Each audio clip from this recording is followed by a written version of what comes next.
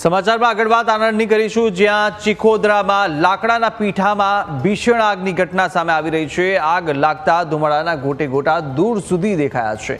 5 ફાયરની ટીમે આગ પર કાબુ મેળવ્યો તો લાકડાના પીઠામાં આગ લાગવાનું કારણ બનશે તો આગમાં સમગ્ર લાકડાનું પીઠું બળીને ખાખ થઈ ચૂક્યું છે। તો આણંદના દ્રશ્યો સામે આવી રહ્યા છે, જ્યાં લાકડાના પીઠામાં આગ લાગી। વધુ વિગતો મેળવે સંવાદદાતા યોગીન ફોન લાઈન પર જોડાયા છે।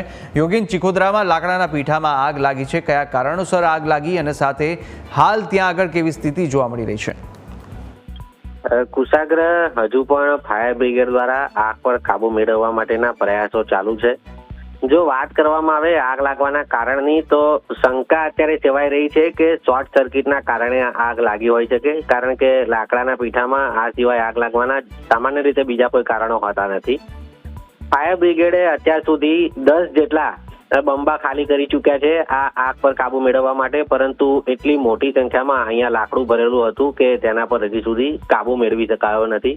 સતત પ્રયાસો ચાલુ છે। ઘટનાને પગલે આસપાસમાંથી મોટી સંખ્યામાં લોકો પણ સ્થળ પર પહોંચી ગયા છે।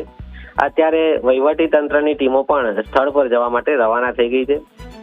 વહેલી તકે આગ પર કાબુ આવે તેવા પ્રયાસો થઈ રહ્યા છે। કુશાગ્ર બિલકુલ યોગીન, અને જે રીતે આ આગ વિકરાળ સ્વરૂપ ધારણ કર્યો છે, ક્યારે આગ લાગી હતી અને કેટલા પ્રમાણની અંદર કેટલા મોટા પ્રમાણમાં નુકસાની અત્યારે આશંકા સેવાઈ રહી છે? કુશાગ્ર, નુકસાનીનો તો આંકડો હજી સુધી કરાવી શકાય તેમ નથી, કારણ કે લાખો રૂપિયાનું લાકડું આ ડેન્સામાં મૂકેલું હતું। માલ હરરોજ આવતો હોય છે તે લોકોને, અને છેલ્લા અઠવાડિયાથી આ લાકડાનો સ્ટોક કરેલો હતો તેવું માહિતી મળી રહી છે।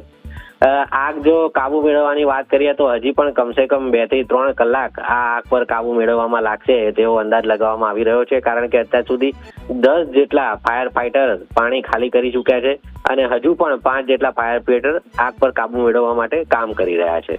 કુશાગ્ર બિલકુલ યોગીન, માહિતી સાથે જોડાવા બદલ આપનો આભાર।